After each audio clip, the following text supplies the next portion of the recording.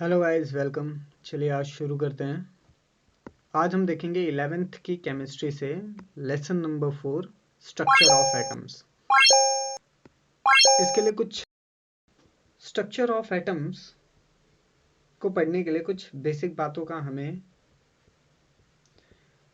Recall करना पड़ेगा, जैसे कि what is the smallest unit of matter, what is the difference between the molecules and the compound,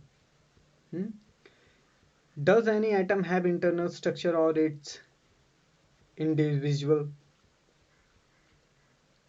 Sir J.J. Thomson discovered which object? Discovery by Ernest Rutherford experiment. So to giving answer these questions, we have answer here. Atom is the smallest unit of matter. Atom सबसे smallest unit होता है matter का.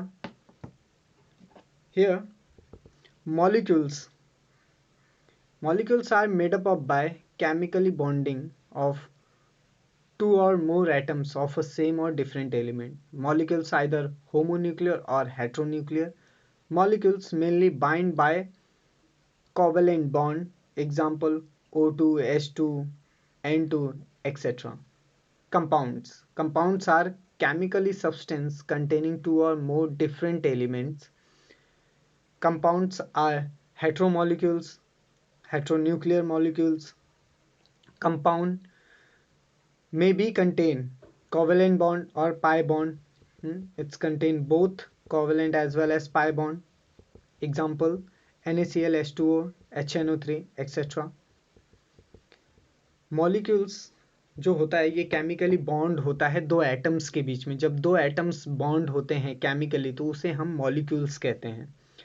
ये जो molecules ये homonuclear भी हो सकते हैं और हेट्रोन्यूक्लियस भी हो सकते हैं. मॉलिक्यूल्स मेनली कोवेलेंट बॉन्ड के जरिए आपस में बाइंडिंग करते हैं.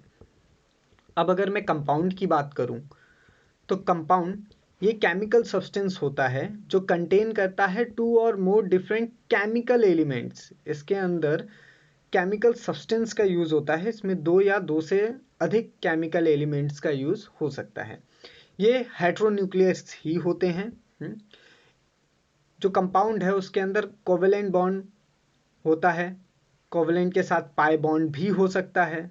Okay, covalent plus pi bond ये दोनों भी हो सकते हैं. ओके, नाउ अगर मैं कंपाउंड का एग्जांपल देखूं तो मेरे पास NaCl है, H2 है, HNO3 है, etc.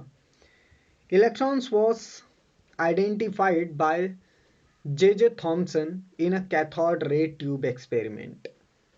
इलेक्ट्रॉन का आइडेंटिफाई किया था J.J. थॉमसन सर ने by cathode ray tube experiment के जरिए. ओके, जो न्यूक्लियस है वो डिस्कवर्ड हुआ था 1911 में by Ernest Rutherford from the experiment of scattering of particles, alpha particles by a gold foil.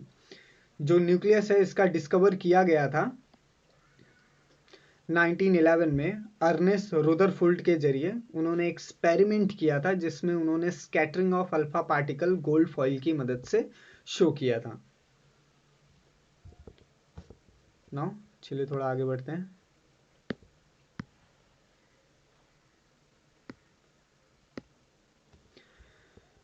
अब अगर मैं सब एटॉमिक पार्टिकल्स की बात करूं, व्हाट इज अ सब एटॉमिक पार्टिकल्स, तो यहां पे देखिए मेरे पास है proton, neutron and electron are the subatomic particles of atom.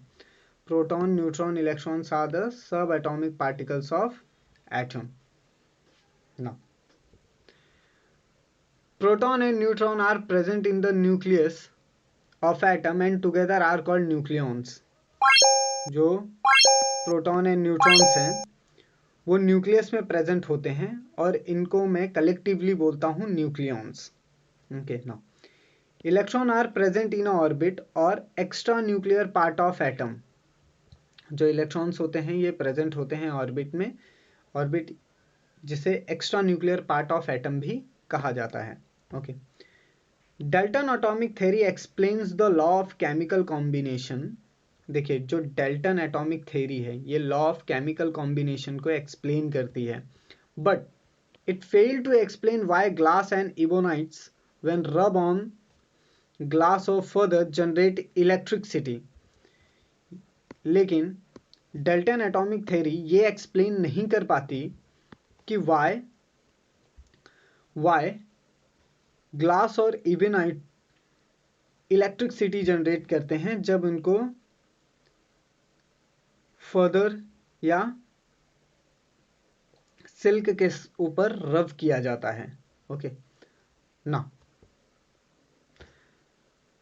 And discovery of the discovery of atomic particles, the discovery of subatomic particles are start in late 19th century and early 20th century। जो discovery है सब atomic particles की वो late 19th century में start हुई थी और early 20th century तक ये कंप्लीट हो गई थी।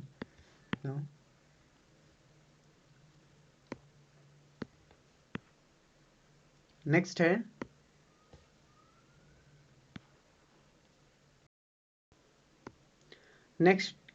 है discovery of electron. In 1897 J.J. Thomson investigate the cathode ray and found that cathode ray are a stream of a very small particles.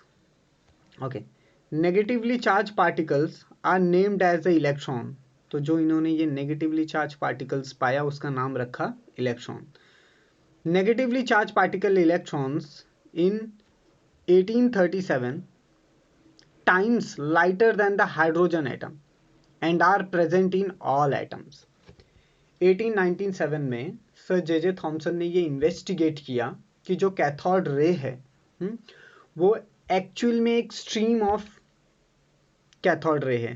Okay, उन्होंने कैथोड रे के ऊपर स्टडी की और पाया कि ये कैथोड रे एक स्ट्रीम है जिसमें बहुत ही स्मॉल नेगेटिवली चार्ज पार्टिकल्स रहते हैं और उन्होंने उस नेगेटिवली चार्ज पार्टिकल्स को नाम दिया इलेक्ट्रॉन। ये जो नेगेटिवली चार्ज पार्टिकल्स इलेक्ट्रॉन्स हैं ये 1837 यानी 1837 टाइम्स लाइटर हैं, हल्के हैं than hydrogen atom. It's 1837 lighter than hydrogen atom and ये प्रेजेंट होते हैं इन ऑल द एटम्स। ये ऑल एटम में, सारे एटम्स में प्रेजेंट होते हैं। ओके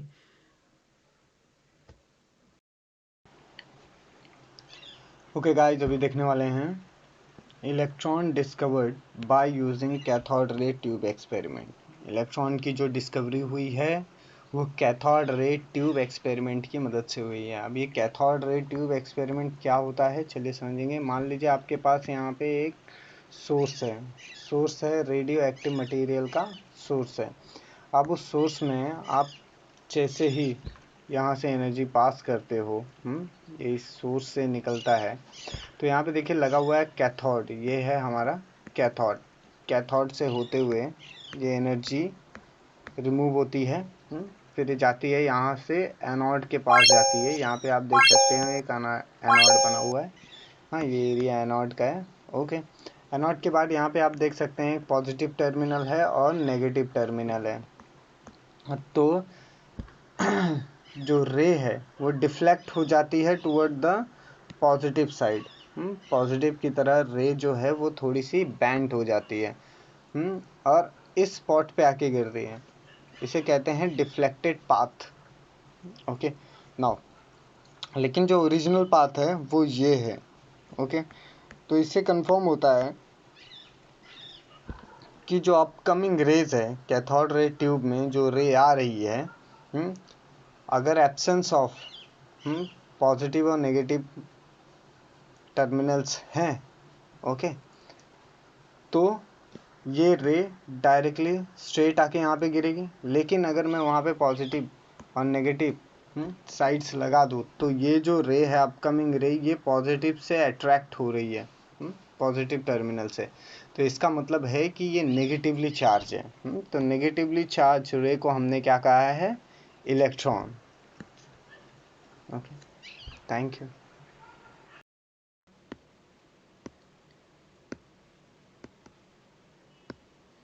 नेक्स्ट है डिस्कवरी ऑफ प्रोटॉन्स। अब हम देखेंगे कैसे हुई डिस्कवरी ऑफ प्रोटॉन्स।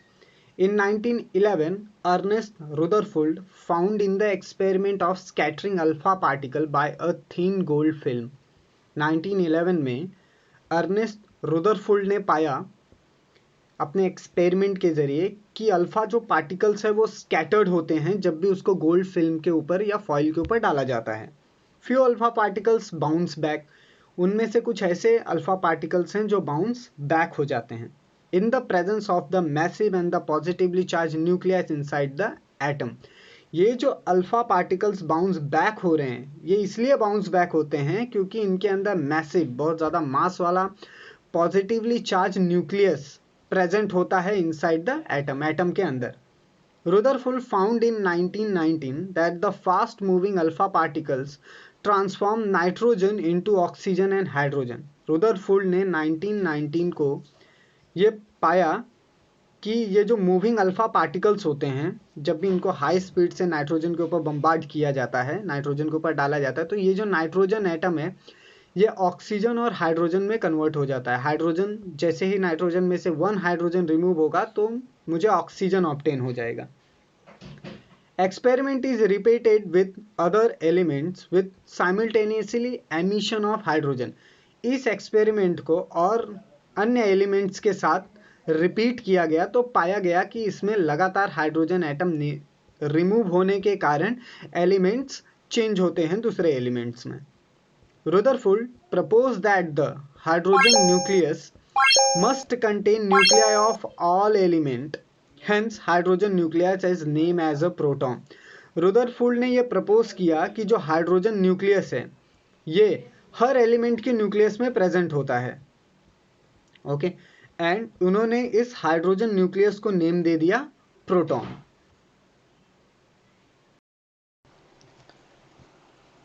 ओके, देखिए ये है सेकेंड। अब हम देखने वाले हैं this is the proton. Proton discovered by Rutherford scattering experiment. Proton की जो डिस्कवरी हुई है वो रुदरफोर्ड स्कैटरिंग एक्सपेरिमेंट के ज़रिए हुई है। इसके अंदर एक सोर्स ऑफ अल्फ़ा पार्टिकल रहता है, यहाँ पे एक सोर्स रहता है जिससे अल्फ़ा पार्टिकल रिमूव होते हैं ना।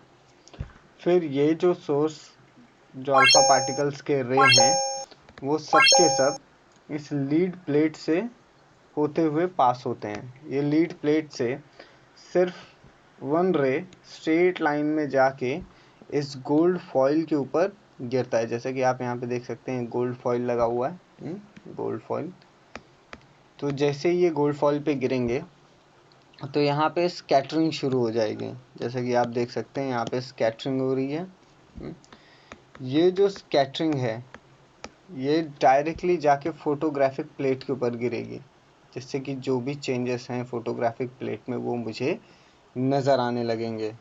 ओके, सो इस एक्सपेरिमेंट से यानी प्रोटॉन डिस्कवर किया था रुदरफोर्ड स्कैटरिंग एक्सपेरिमेंट की मदद से। और गाइस यही है स्कैटरिंग एक्सपेरिमेंट।